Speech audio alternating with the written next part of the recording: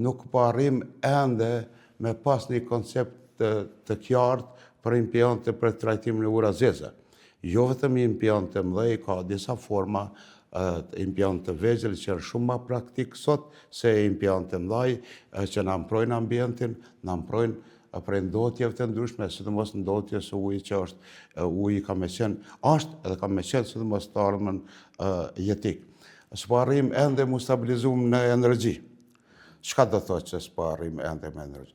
Ende s'kemi ndërtu asnjë termocentral, ose në energjinë alternative kemi bërë disa projekte, po jo atë do me thonë se. Na sot jetojmë, e di që duket retorik, nashta dhe demagogji, jetojmë mbi thëngjell ku Kosova hyn është ndoshta e para, jo ndoshta, po është e para për sasit thëngjelle për kokë banor. Çka do thotë kjo?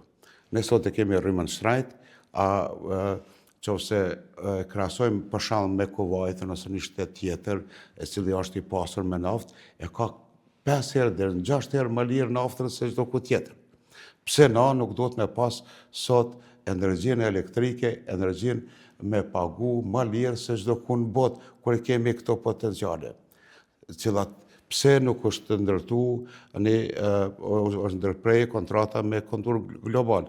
Pse o ndërprej furnizimi me energji me gaz? Gjitha këto është fokusi jam do të orientohet.